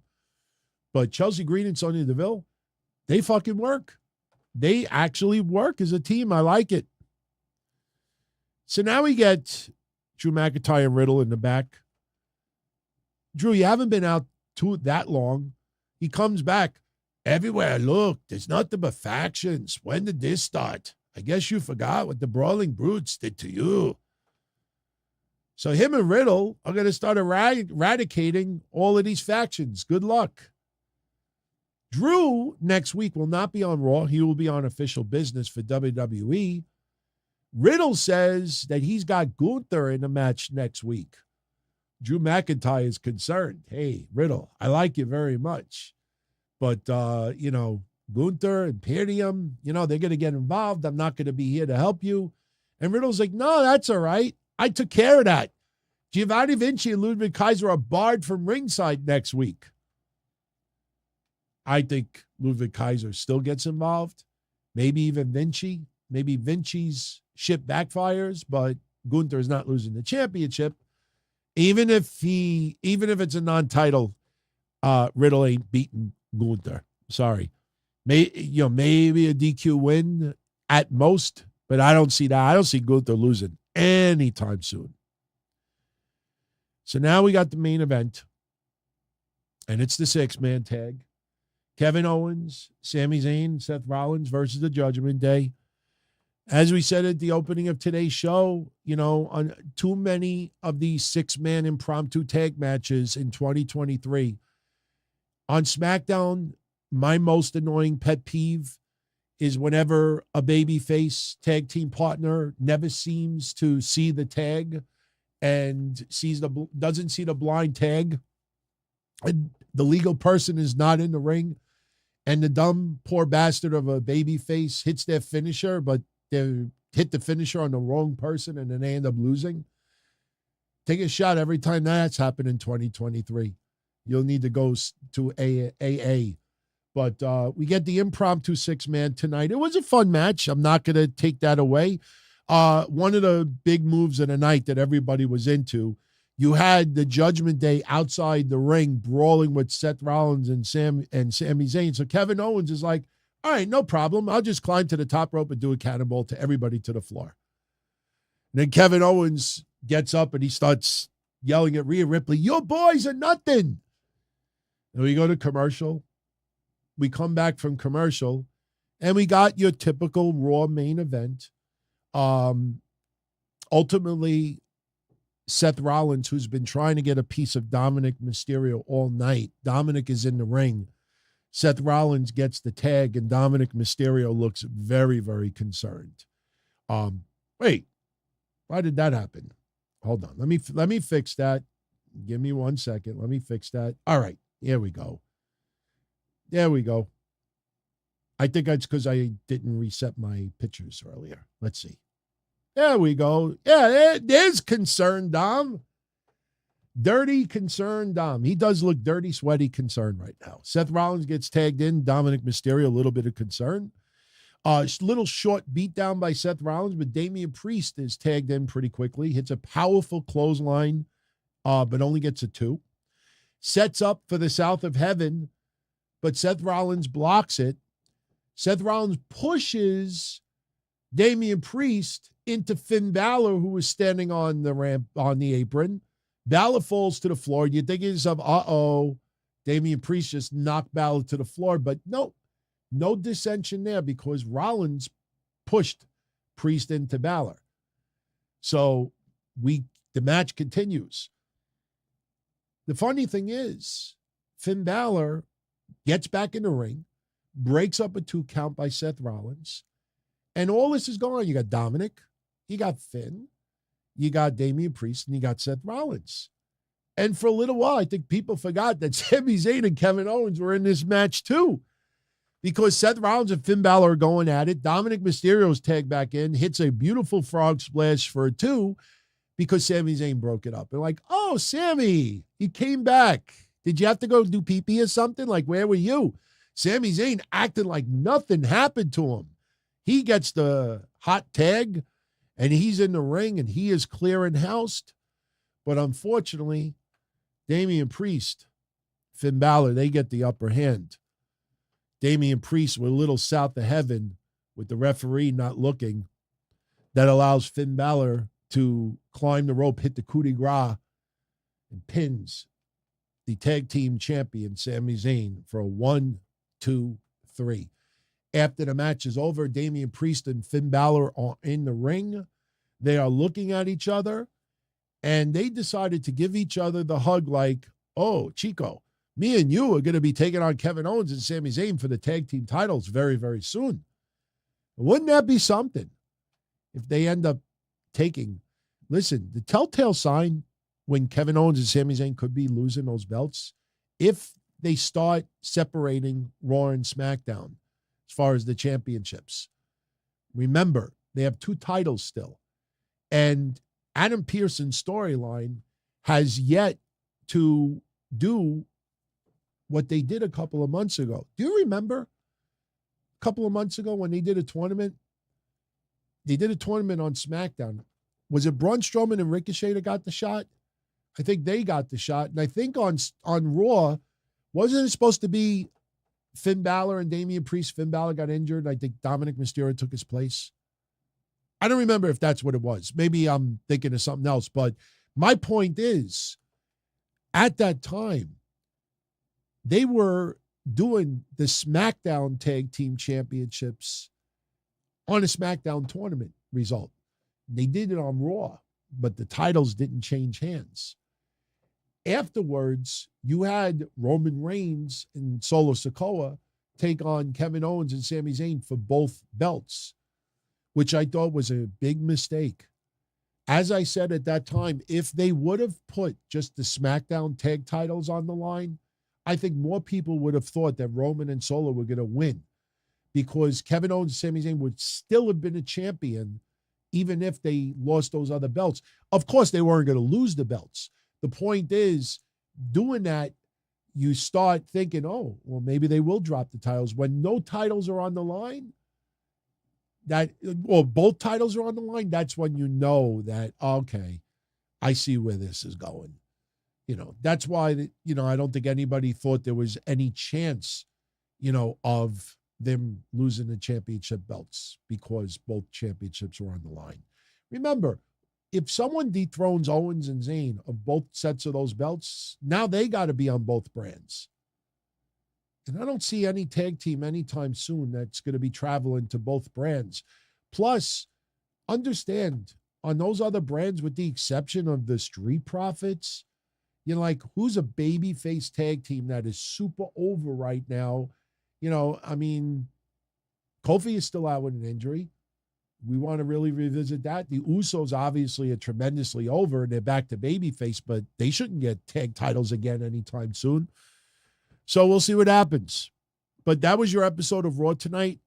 Not a bad show, but rinse and repeat. That's what it felt like tonight. Rinse and repeat. So, very quickly, I want to give you some ratings, give you a little preview for this week in wrestling history. I already gave you the NXT preview. This is the preview for Dynamite this Wednesday. Wait a minute. Is that last Wednesday? Oh, yeah, that was last Wednesday. Hold on. I have this Wednesdays here. I think I just forgot to put some new. Oh, yeah. How could I forget this? Oh, the match that we all want to see. Fucking hell yeah. Nick Wayne versus Swerve Strickland. Don't get me wrong. Nick Wayne, 18-year-old, son of Buddy Wayne. A very inspirational story. Why that's on Dynamite? Whatever. Okay. We're going to find out who the 5th member is for both teams for Blood and Guts. Ruby Soho and Sky Blue for the one side of the Owen Hart Tournament Finals. We got MJF and Adam Cole taking on Brian Cage and Big Bill for the Eliminator Tournament. Chris Jericho will be taking on Commander, and then we have Darby Allin and Orange Cassidy versus Sammy Guevara and Daniel Garcia as well. Not a bad card. I just, nothing that I think I really want to stop what I'm doing to check out. So, ratings this past week. I got some interesting info for you, and I got to pull up this. I got to pull up something because I know this is going to be an interesting note to bring up. It has to do with last week's Raw. Raw last week did 1,828,000 viewers. That is down from the week prior's 1,977,000. What I found really interesting about last week's Raw rating was the low point of Raw last week was Matt Riddle versus Giovanni Vinci. That led to Drew McIntyre making a save post-match. That did 1,705,000. Not bad, because for recent months, Raw seemed to be right around 1,688,000, if you remember when we had that discussion. So the low point, 1,705,000, that's not bad.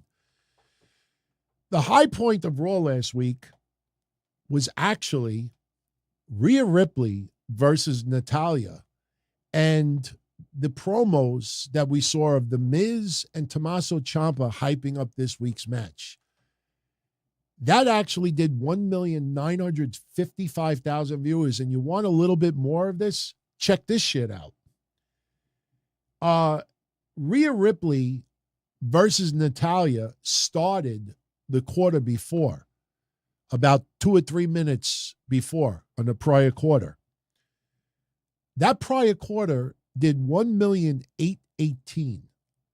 For some reason, 130,000 additional fans tuned in and watched Rhea Ripley versus Natalya and The Miz and Tommaso Ciampa to cut promos. And then right after those promos and they went to commercial, the rating dropped 220,000 viewers. I double-checked it. I have 3 different places where I get these numbers from. That is pretty wild. Why did that happen? I looked last week at the TV listings at 10:30. Like, we didn't have any like implosion in the ocean. Sounds like a bad pay-per-view, right?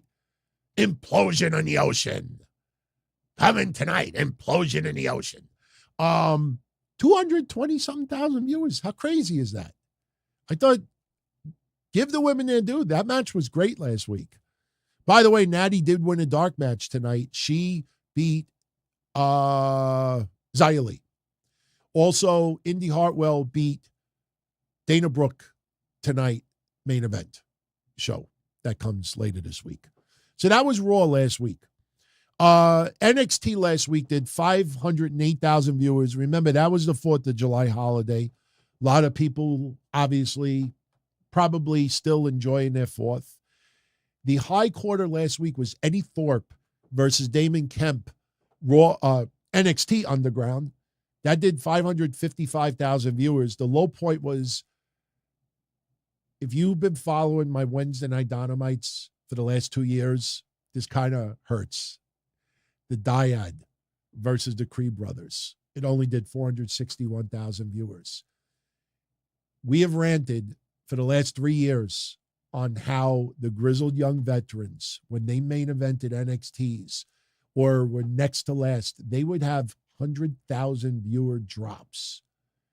I don't know why. I know the Schism storyline is not that great, but you would think after all of this time, especially with the stip of, I know it was recorded and I know people knew the outcome, but to not want to see how it all went down was kind of surprising. So I figured I'd share it because, what's old is new again. AEW Dynamite last week did 855,000 viewers. That is up from the week prior's 809. The low point, this is cute. The high point, let's do the high point first.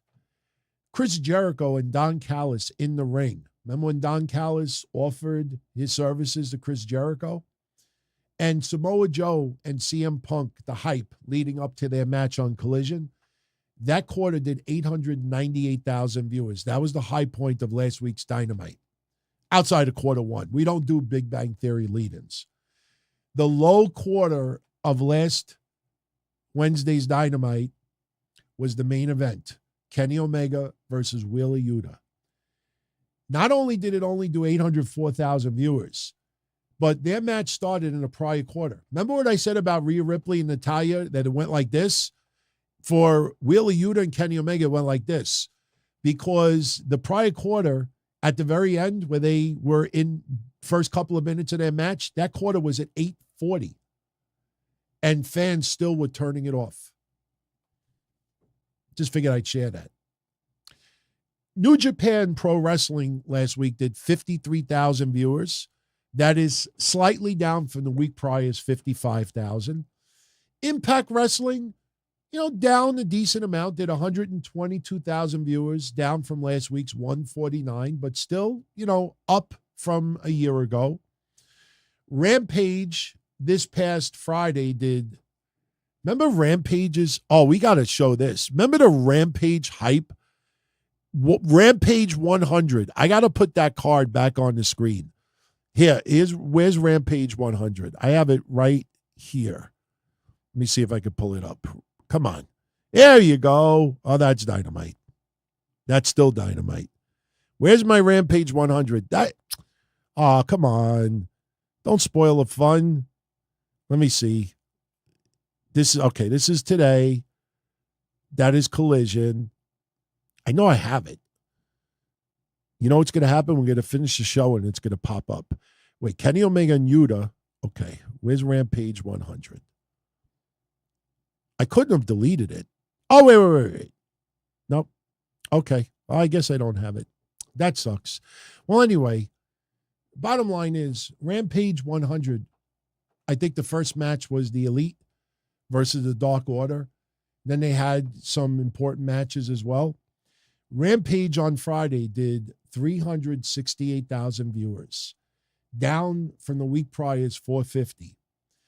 The high point of Rampage Friday was Claudio Castagnoli versus Commander, which did 510,000 viewers.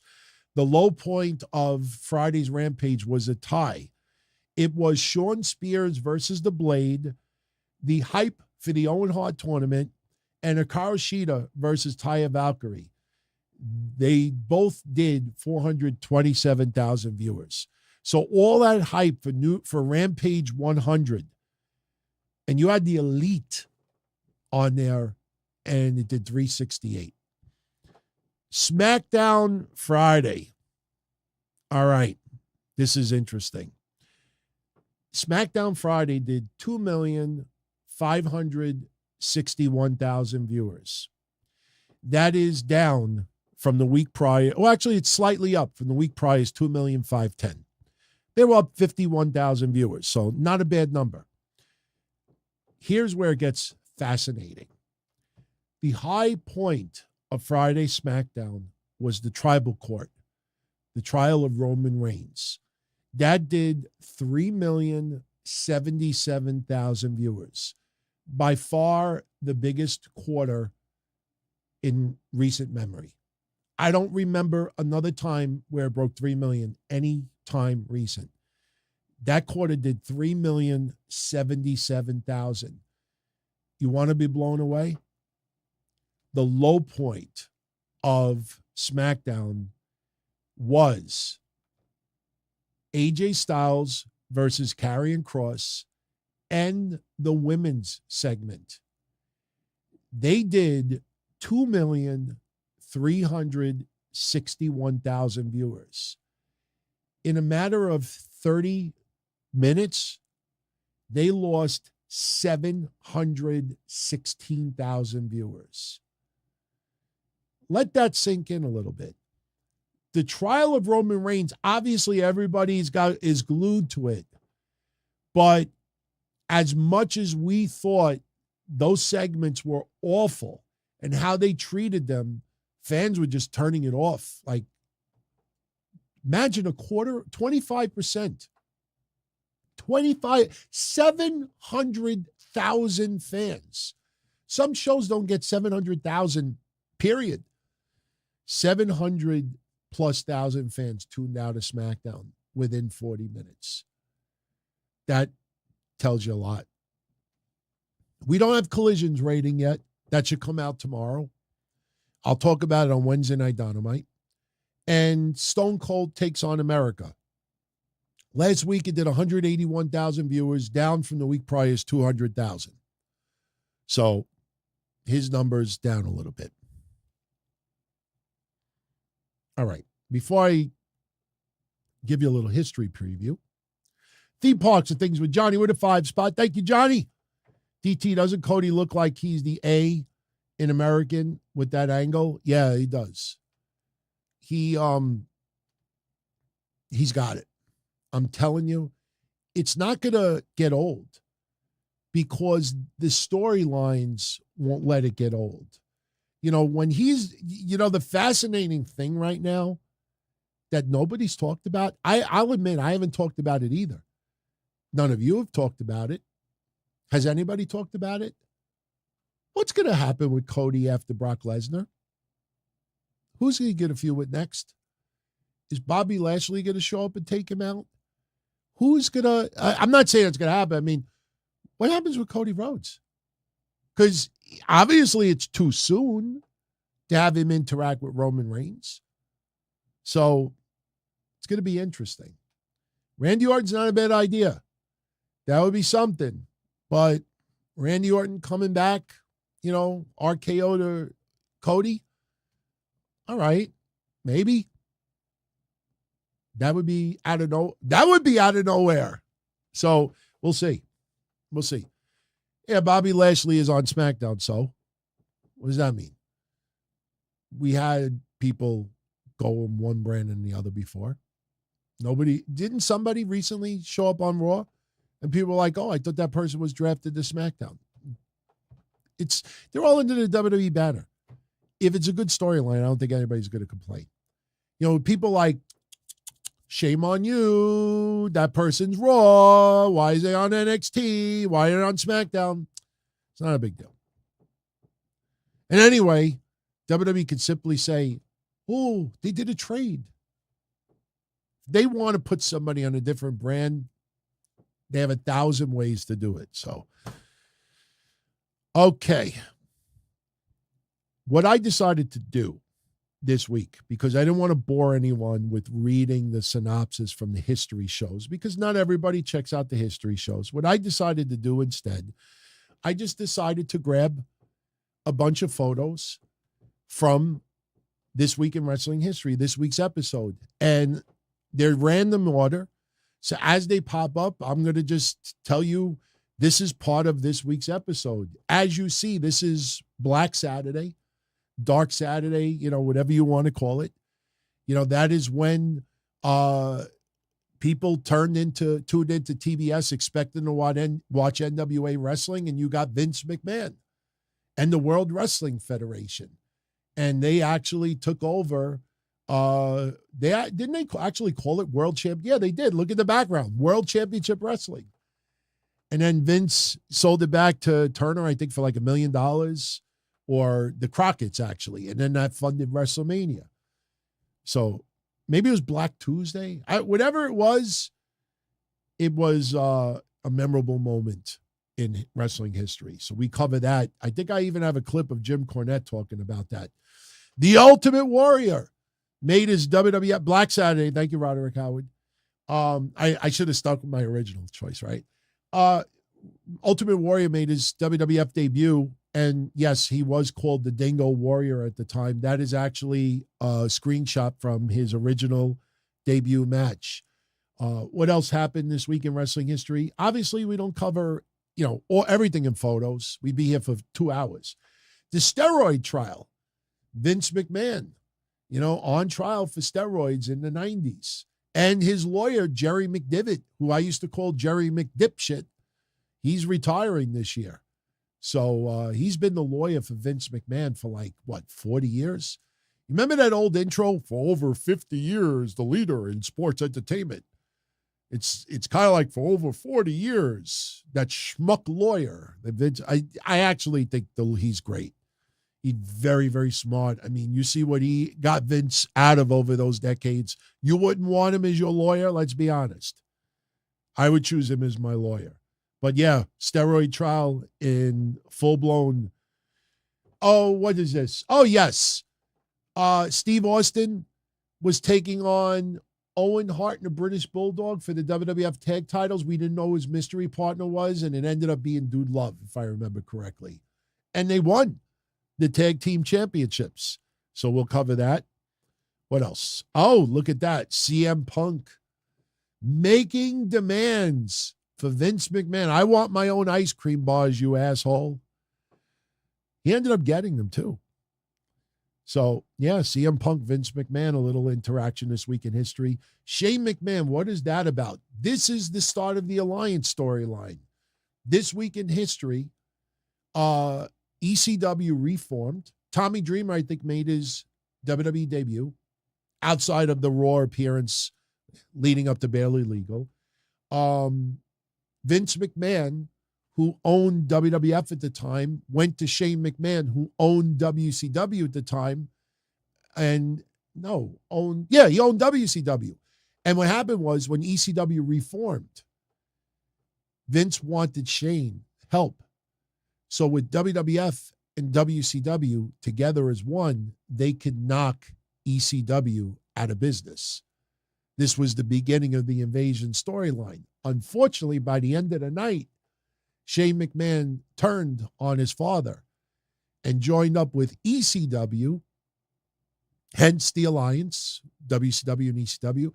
And remember, ECW was owned by Stephanie McMahon.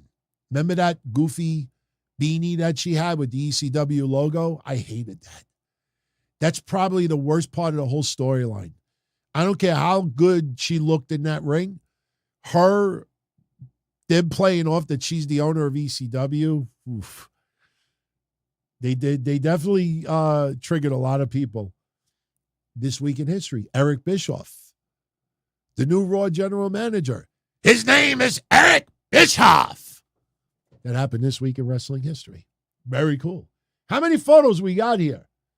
Oh, 20-year anniversary. The battle rap.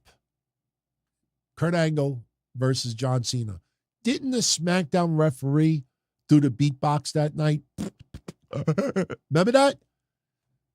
20 years ago. Could you believe that rap battle between John Cena and Kurt Angle this week in history 20 years ago?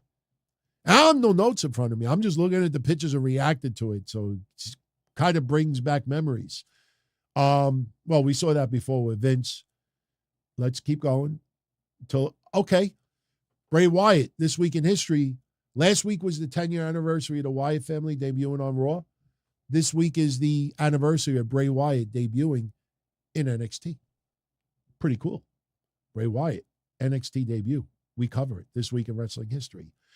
Oh, this is awesome. I don't know how good it'll come out on the TV. I'll zoom in. This week in wrestling history, Global Force Wrestling invaded Impact Wrestling. And this is the unaltered photo where Impact Wrestling rented out a 7,000-seat stadium and they drew 134. 134 fans that night. I actually have a photo, same photo, and I actually put a number under each person that's there. It added up to 134. And we had pictures of the opposite side of the arena. So, yeah, 134 fans. All right. How many photos we got left? We should be getting close to the end. Oh, this week in history, the steroid trial. Hulk Hogan testified and admitted for the first time that he took steroids, and it was all over the newspapers. Hulk Hogan, quote, "I use steroids. It kind of gave you an edge," he said. It kind of gave you an edge, you liar. Oh, this thing rewound. Hold on. Oh, God. Oh, God, there's some doozies coming up. You're going to love this. Okay, okay, there we go. All right, let's go to the next one because there's some doozies. I don't know if you saw it or not, but this week in history, you had Dennis Rodman, Karl Malone. They actually wrestled inside the WCW ring at the Great American Bash. That was a good match, man. I enjoyed that. I cannot complain about that. This week in wrestling history, Harley Race became first ever King of the Ring, I believe. Oh, no. Del Morocco win the first ever King of the Ring? I think so. But Harley Race won this week. He won King of the Ring. All right, continuing. Here you go. This was the big story. Muhammad Hassan officially removed from WWE television. No Raw episodes, no house shows only. Pretty much gone. And this episode, we play that promo that never aired on TV. So that will be. By the way, the episode will go live. Yeah, there's another picture of it. I used to enjoy going to the old newspapers and pulling headlines. This was a moment in history this week. That is Brutus Beefcake on the left. In case you didn't know, that is Brutus Beefcake on the left. That, yeah. What was this? Memphis? 1978, I would say. That's Hulk Hogan and Brutus Beefcake, by the way. All right, let's continue. This week in history, this is cool. This must have been 1998. WWE, then WWF, launched their own webcast. It involved Kevin Kelly, Dr. Tom Pritchard. I don't remember who the Matarazzi is on the left. I know I mentioned his name on the history show, but they launched an internet webcast called Code Red. That is a screenshot from it. Yeah. Believe it or not, I think that was 1998. I could be wrong on the year, but I think it's 1998. All right. What do we have left here? Oh, who could ever forget? Jeff Jarrett laid down the Hulk Hogan bash at the beach. Wasn't it bash at the beach? And then after Hulk Hogan pinned Jeff Jarrett got up, walked out. Hulk Hogan walked out, and then Vince Russo, remember he had his Giants jersey on, and he had his head down, and he cut that promo on Hulk Hogan, that piece of shit, and he got sued over it. We obviously cover that this week in wrestling. Now you see why I push these shows. There's so much good shit, and just think, this is maybe not even a third. It's not even a third of the show. This week's episode runs 4 hours. Remember this? Chris Jericho had a game show called Downfall. And I think it lasted 7 episodes or 5 episodes. This week in history, it was canceled. Downfall was gone. I remember that show. I don't remember if we play an audio clip from it. Chris Jericho, I tell you, give him credit. So charismatic. When you see him on VH1, what I Love the 80s Strikes Back or something like that, and he used to do the metal shows, and then he ventured doing the game shows. Yeah, that happened this week in history. So we should be coming to a close. Let's see. Oh God. There you go. There's the beanie. They never put those on sale. You know, technically I'm wearing the same type of hat right now. Look, if I had the ECW logo, I'd be like, yeah. With the, it's not like duck lip. She's like, I have the same type of hat on. You bitch. You bought ECW. Not really, but, you know. We were supposed to hate her. That's what made it good, I guess. Oh, I just fucked it up again. Oh, yeah. We definitely cannot finish this yet. Hold on. Let me pull this up. Okay. Remember when Lita was on WWF Bite This and Matt Hardy called in and everything went off the rails? That, I believe, is coming up. No worries. There's your best. There you go. Lita on WWF Bite This, Matt Hardy calls in. We play that audio. So that was a train wreck. This week was loaded, man. Shit. Okay, we talked CM Punk earlier. Is that it? That might be it on the phone. Oh, the Nitro Girls made their debut this week in history. What, 1995? Who was your favorite Nitro girl? Guys in the chat. Girls in the chat. If you identify as neither. Who was your favorite Nitro girl? I had one. I mean, I can reflect on it now because this is 28 years later? 28 years later. My God. Who was your favorite Nitro girl? Nobody had a favorite Nitro girl? Or is it just late? We're just tired. We don't feel like typing. My favorite Nitro girl was Spice. When they actually tried to make her a wrestling character, I bought in. I'm like, yeah, give me more. When they did, then they started interacting with her and Medusa, and it kind of went off the rails. But for me, it was Spice. So you feel free to post your favorite Nitro girl. We should be coming to a close. I think that's it. I know we're seeing Hogan and Jarrett again. Oh, okay. You know what this is? Last week, the Hardy compound had the first Hardy, the fight, the on the Hardy compound. What was it? What did they call it again? Shit, because it's late. Now I'm getting tired. Well, anyway, this week in history on TNA Wrestling, Impact Wrestling, they debuted, Broken Matt in the Hardy compound, having that crazy fight with Matt Hardy versus Jeff Hardy. WWE, excuse me. Final deletion, yeah. No, it's not final deletion. You're going to make me look it up. Well, anyway, you'll remember what this is. A week after the Hardys had their battle on the compound, which might have been the final deletion, WWE decided to do one with the Wyatts versus the New Day. And it was on was it the Wyatt compound? Didn't the New Day drive up? So, yeah, a week after the Hardys did it on Impact Wrestling, WWE did their version with the Wyatt family versus the New Day. That happened this week in history. So, I think now I'm pretty certain that is the official last photo. Yep, that is definitely the last photo.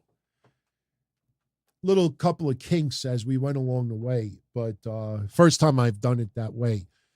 I just took a whole bunch of random photos because when I used to do these episodes and that big photo synopsis that I would show, what I would do is, first you got to try to fit photos on there, but I just would download photos, get newspapers, take screenshots. I used to have access to all the old newspapers, and they're still sitting in my hard drive. So what I did was I just took a whole bunch of them and I just copied them and saved them into this folder and just threw them up there. I figured I would just react live on it. So, but yeah, we're going to come to a close in a minute because we actually ran longer than I expected to, which is not a bad thing. D Parks with Johnny with a 10 spot to close it out. Thank you, Johnny. Much appreciated. He doesn't know if this is wrestling related. But for fans, WWE fans, if you are on the West Coast, Universal Studios Hollywood is doing Halloween Horror Nights, and the ticket gets you 6 months of Peacock for free. Wow, that's pretty cool, man. I didn't hear about that one. So for any of you out there, if you have Peacock or you don't have Peacock and you want to get 6 months for free, I don't know how much the Halloween Horror tickets cost. Now, let me say this, just based on the fact I went to Disney on my honeymoon last year, it's probably like $100.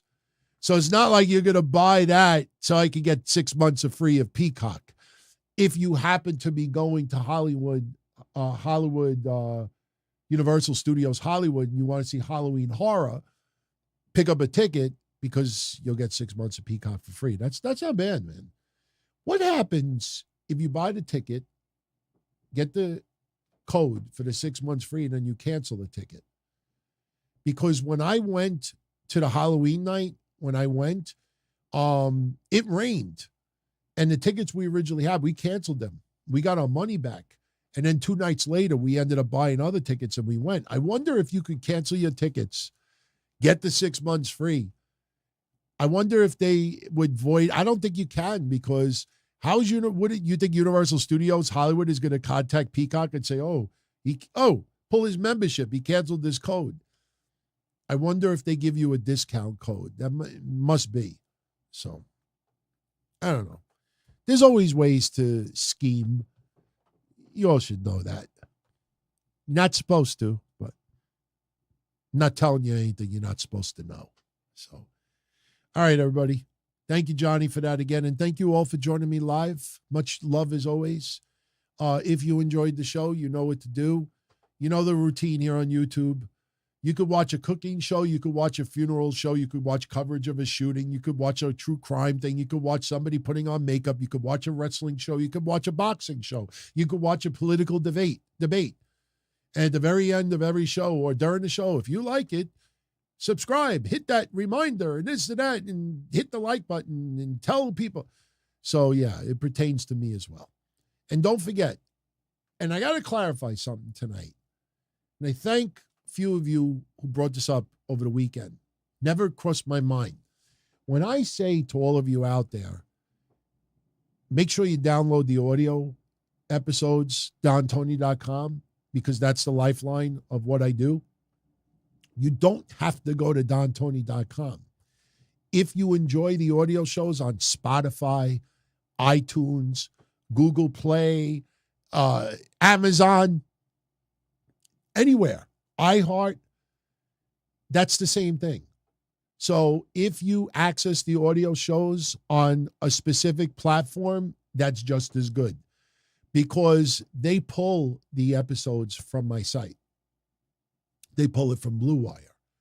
So wherever you access the shows, you don't have to go to DonTony.com. I want to make that clear, and I appreciate everybody who were asking that question because I should, anywhere you access the audio episodes of DonTony.com or the Don Tony Show or anything, yeah, that helps a lot. So much love, everyone. Plus, it's pretty cool to see those chartables, you know, and be in the top 20, the top 30, the top 40.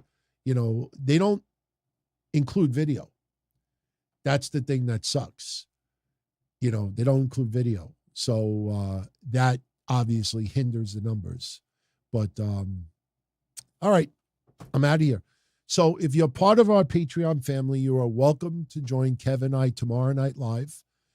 We are going to do a little Q&A for our patrons. Probably 2 weeks from now, Kev and I will be back, and we'll be doing one for everybody online, which probably be interactive as well. So you'll probably be able to give us some stuff to cover too. And then we got SummerSlam. We'll do predictions for SummerSlam, which is only about a month away, a little less than a month away. So busy couple of weeks coming up. It's going to be a lot of fun. So everyone, I'm out of here. Much love, and I'll catch you all again soon. And thank you as always for the support. Have a great night or a great day, depending on where you are or what time you're accessing the show. As far back as I can remember, I always wanted to be a podcaster. For me to live any other way was nuts. To me, those goody-good people who worked shitty jobs for bum paychecks and took the subway to work every day and worried about their bills were dead. I mean, they were suckers. They had no balls. If I wanted something, I just took it. I ran everything. I paid the bills. I paid the host. I even paid the masked maniac. Everybody had their hands out. Everything was for the taking. We always called each other good fellas. You would always hear from somebody. You're gonna like Don Tony. He's all right. He's a good fella. He's one of us. But if you're part of my crew, nobody ever tells you they're gonna get rid of you. It doesn't happen that way. There weren't any arguments or curses like in the movies. See, your haters come with smiles. They come as your friends, the people who've claimed they care the most for your life. And now that's all over.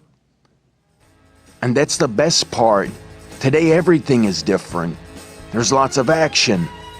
I don't have to wait around for everything like everyone else. Oh, I didn't get the vaccine? Fuck you, vaccine me. Oh, your delivery guy has COVID? Fuck you, feed me.